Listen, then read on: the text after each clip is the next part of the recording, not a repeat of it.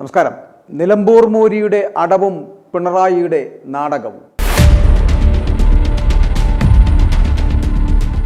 ഉപതെരഞ്ഞെടുപ്പിന് കാരണം അൻവറിൻ്റെ വഞ്ചനയാണ് എന്ന് പറയുമ്പോഴും CPM-നെ കടന്നാക്രമിക്കാത്തത് എന്താണ് അൻവറിനെ CPM എന്തുകൊണ്ടാണ് ക്ലീൻ ചിറ്റ് നൽകിയിരിക്കുന്നത്? മുഖ്യമന്ത്രി പിണറായി വിജയനെതിരെയും മുഖ്യമന്ത്രിയുടെ ഓഫീസിനെതിരെയും ആഭ്യന്തര വകുപ്പിനെതിരെയും ഗുരുതരമായിട്ടുള്ള അഴിമതി ആരോപണവും സ്വജനപക്ഷപാതവും ആരോപിച്ചാണ് അൻവർ കലാപക്കൊടി ഉയർത്തിയത്. കേരള രാഷ്ട്രീയത്തെ ഇളക്കിമറിച്ച നിരവധി വെളിപ്പെടുത്തലുകളാണ് അൻവർ അന്ന് നടത്തിയിരുന്നത്. എന്നിട്ടും അൻവറിനെ തഴുകി തലോടി പറഞ്ഞയച്ചത് എന്തിന്? തടയണയും കയ്യേറ്റവും സ്വർണ്ണക്കടത്തിനൊക്കെ അപ്പുറം പല രഹസ്യങ്ങളുമൊക്കെ വിളിച്ചു പറഞ്ഞിട്ടും എന്തുകൊണ്ട് അൻവറിന് ക്ലീൻ ചിറ്റ് നൽകി പുറത്തിറക്കി ഈ സർക്കാർ? അൻവറിനെ മറയാക്കി നിലമ്പൂർ പിടിക്കുവാനുള്ള കച്ചമുറുക്കലാണ് CPM ചെയ്യുന്നത് എന്ന് പറയേണ്ടിയിരിക്കുന്നു. അൻവറിന് തന്നോട് വ്യക്തിപരമായ വിരോധമില്ലെന്ന് പറഞ്ഞ് അനുനയ പാതയിൽ സ്വരാജ് വരുന്നതും അതിൻ്റെ ഒരു ലൈനാണ്.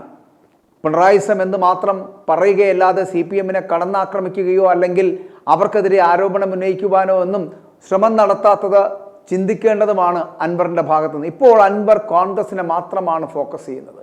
സ്വരാജും അൻവറിനെ വല്ലാതെ അങ്ങ് ആക്രമിക്കുന്നില്ല.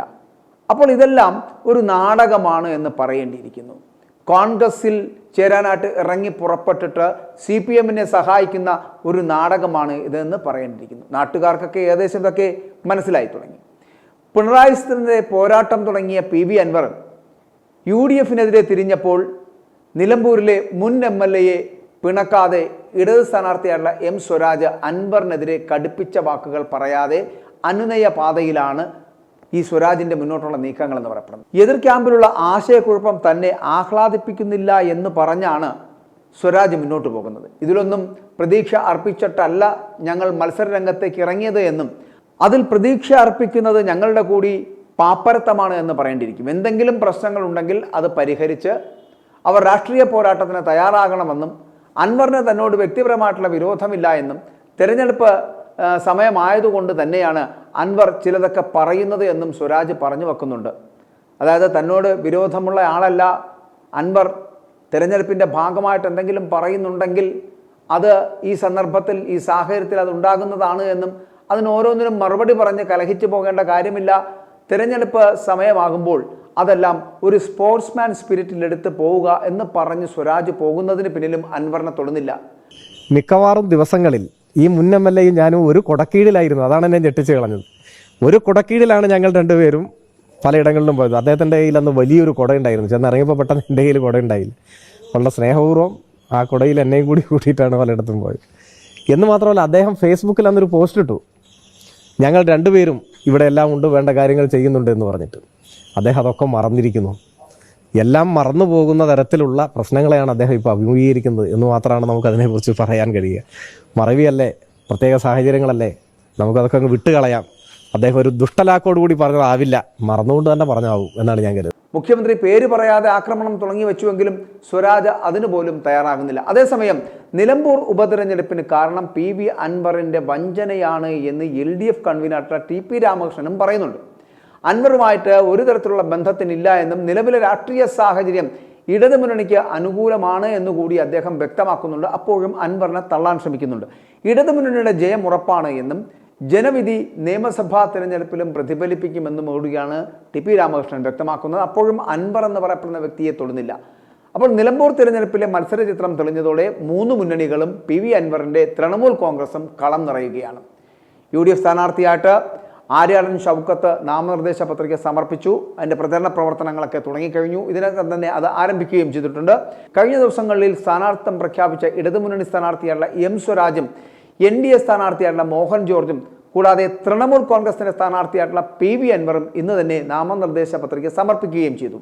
PV അൻവർ കൂടി മത്സര രംഗത്തേക്ക് എത്തിയതോടെ സമീപകാലത്ത് രാഷ്ട്രീയ കേരളം കണ്ട വലിയ ഉപതെരഞ്ഞെടുപ്പ് പോരാട്ടമാണ് നിലമ്പൂരിൽ നടക്കുന്നത് എന്ന് വേണമെങ്കിൽ പറയാം. ഇടത് വലത് സ്ഥാനാർത്ഥികൾക്ക് അവർക്ക് നേരെ രൂക്ഷമായിട്ടുള്ള വിമർശനങ്ങൾ ഉയർത്തിക്കൊണ്ടാണ് PV അൻവറിൻ്റെ തെരഞ്ഞെടുപ്പ് പ്രചാരണം നടക്കുന്നത് എന്നുള്ളതും ശ്രദ്ധേയമാണ് കേട്ടോ. പിണറായിക്കെതിരെ പോരാട്ടം പ്രഖ്യാപിച്ച നിലമ്പൂർ മുൻ MLA PV അൻവർ ഒടുവിൽ പോരാട്ടം VD സതീശനെതിരെ ആക്കി മാറ്റിയിരിക്കുകയാണ്. തൻ്റെ UDF പ്രവേശനത്തിന് തടസ്സമായത് പ്രതിപക്ഷ നേതാവ് VD സതീശനാണ് എന്നും സതീശൻ നയിക്കുന്ന UDF-ലേക്ക് ഇല്ലെന്നുമൊക്കെയാണ് അൻവർ പറഞ്ഞു വെച്ചത്. തന്നെ ഇല്ലാതാക്കാൻ ഒരു ഗൂഢസംഘം പ്രവർത്തിക്കുന്നുണ്ട് എന്നും പറഞ്ഞ അൻവർ ഇനി കോൺഗ്രസ് നേതാക്കളെ കരിവാരിത്തേക്കുന്ന തരത്തിലുള്ള പ്രവർത്തനങ്ങളാകും ഇനി മുന്നോട്ട് ചെയ്യാൻ പോവുക. എന്തായാലും അൻവർ വിജയിക്കില്ല എന്ന് അൻവറിനറിയാം. അതുകൊണ്ട് തന്നെ ഞാൻ ആദ്യം പറഞ്ഞതുപോലെ ഇതൊരു നാടകമാകാം. പിണറായിയും CPM-ഉം അൻവറുമൊക്കെ ഒത്തുചേർന്ന ഒരു നാടകം. വോട്ട് ബാങ്കിൽ വിള്ളൽ വീഴ്ത്തി കുറെ വോട്ട് പിടിച്ചെടുക്കുവാൻ കഴിയും എന്നുള്ള ധാരണയും അൻവറിനുണ്ട്. കാരണം അൻവർ അത്തരത്തിൽ പറയുവാനുള്ള കാരണം അൻവറിൻ്റെ ഒരു രാഷ്ട്രീയ ബോധം അങ്ങനെയാണ്. UDF-ൻ്റെ ഷൗക്കത്തിന് ലഭിക്കാവുന്ന വോട്ടുണ്ട്. കഴിഞ്ഞ 2021 അൻവർ വിജയിച്ചതുപോലും 2700-ലധികം വോട്ടുകൾക്ക് മാത്രമാണ്.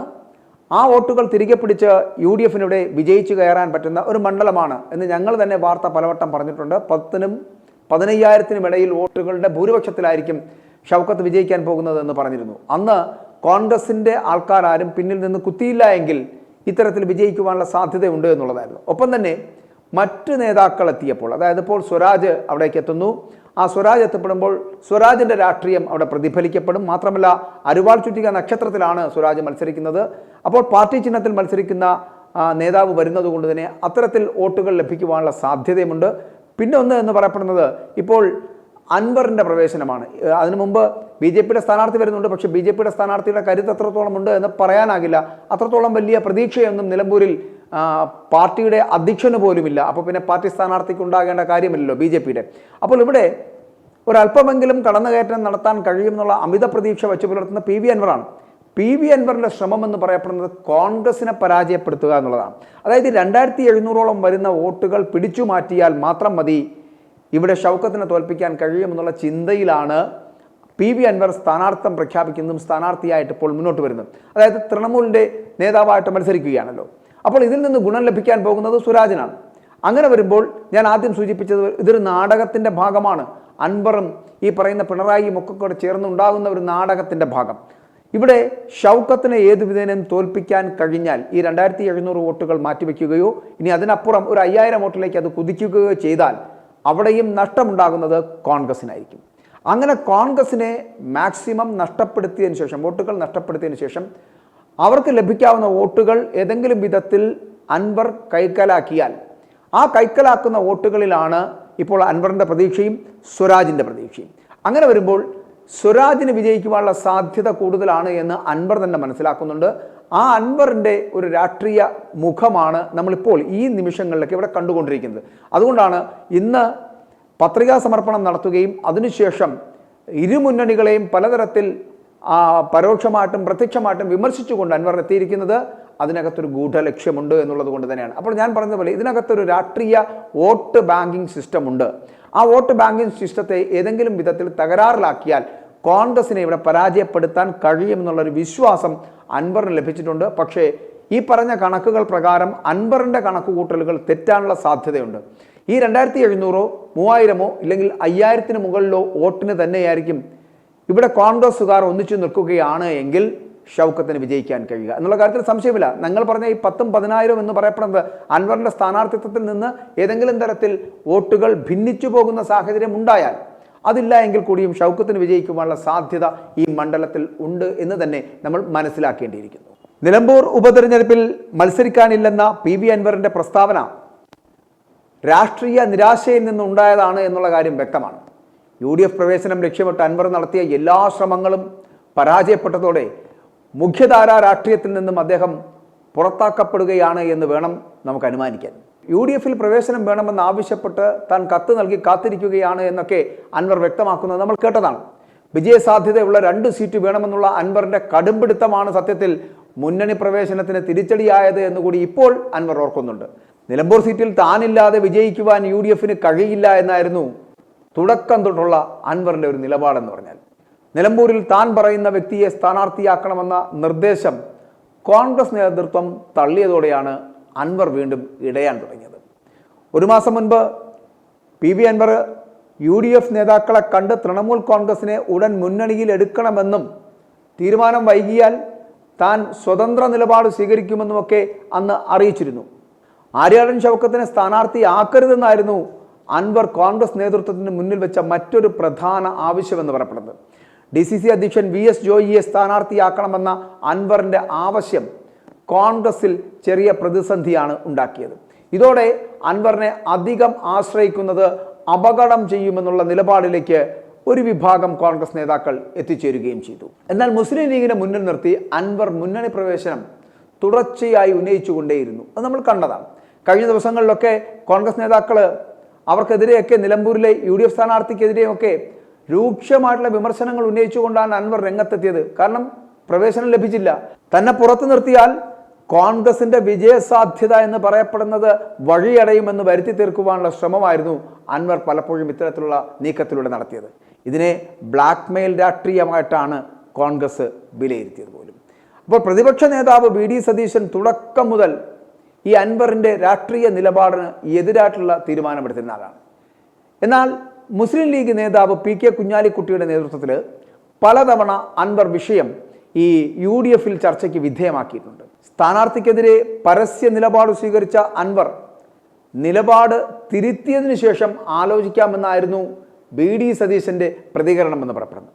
അതിത്തിരി കടുത്തുപോയി എന്നുള്ളതാണ്. എന്നാൽ ആര്യാടൻ ഷൗക്കത്തിനെതിരെ അൻവർ നിലപാട് തുടർന്നു. അപ്പോൾ ഇതിനിടയിൽ അൻവറിൻ്റെ തൃണമൂലിനെ അസോസിയേറ്റ് അംഗമാക്കാം എന്ന നിർദ്ദേശം കോൺഗ്രസിൻ്റെ ഭാഗത്ത് നിന്ന് ഉണ്ടാവുകയും ചെയ്തു. അസോസിയേറ്റ് അംഗത്വം വേണ്ടെന്ന രാഷ്ട്രീയ തീരുമാനം അൻവറും എടുത്തു. സീറ്റ് സംബന്ധിച്ച് തൻ്റെ പാർട്ടിക്ക് വ്യക്തമായ ഉറപ്പ് ലഭിക്കണമെന്നായിരുന്നു അൻവറിൻ്റെ അപ്പോഴത്തെ ആവശ്യമെന്ന് പറയപ്പെടുന്നത്. എന്നാൽ ഈ സീറ്റിൻ്റെ കാര്യത്തിൽ ഒരു ഉറപ്പും തരാനാകില്ല എന്ന നിലപാട് കോൺഗ്രസും അറിയിച്ചു. ഇതോടെ അൻവറിൻ്റെ സാധ്യതകളൊക്കെ മങ്ങുകയായിരുന്നു.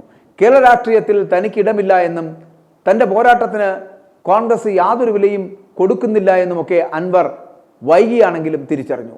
ഇതോടെയാണ് അൻവർ ഞാനൊരു മുന്നണിയിലേക്ക് ഇല്ല എന്ന് പ്രഖ്യാപിച്ചുകൊണ്ട് ഇപ്പോൾ ഈ സ്ഥാനാർത്ഥിയായിട്ട് ഇപ്പോൾ മത്സര രംഗത്തേക്ക് എത്തിയിരിക്കുന്നതൊക്കെ. അപ്പോൾ ഇത്തരത്തിലുള്ള കുത്തിത്തിരിപ്പുകളൊക്കെ വളരെ കൃത്യമായി നടപ്പിലാക്കി ഓപ്പറേറ്റ് ചെയ്ത് പിണറായി വിജയനോടൊപ്പം ചേർന്ന് നിന്നുകൊണ്ടാണോ, ഈ പിണറായിസ്ഥനെ തള്ളിപ്പറഞ്ഞുകൊണ്ടാണോ, എന്താണ് ഓരോ ദിവസവും PV അൻവർ പറയുന്നത് എന്ന് പോലും പൊതുസമൂഹത്തിന് മനസ്സിലാകാത്ത വിധം പ്രവർത്തിക്കുന്ന ഒരു വ്യക്തിയായി തീരുകയും ചെയ്തു PV അൻവർ. അപ്പോൾ ഇനിയുള്ള നാളുകളിൽ ഇപ്പോൾ ഫോക്കസ് ചെയ്യുന്ന കോൺഗ്രസിനെ എങ്ങനെയെങ്കിലും വെട്ടിലാക്കുക, ആ മുന്നണി സംവിധാനത്തിനെ തകരാറിലാക്കുക, അവിടെ മത്സരിക്കുന്ന ആര്യാടൻ ഷൗക്കത്തിനെ തോൽപ്പിക്കുക, ഇത്തരത്തിലുള്ള ചില ഗൂഢലക്ഷ്യങ്ങൾ PV അൻവറിനുണ്ട് എന്നുള്ളത് കൊണ്ട് തന്നെ PV അൻവറും പിണറായിയും ഒപ്പം തന്നെ ഈ CPM ഒക്കെ ചേർന്ന് ഒരു നാടകം നടത്തുന്നുണ്ടോ എന്ന് സംശയിച്ചാൽ അതിനെ തെറ്റു പറയാൻ കഴിയില്ല.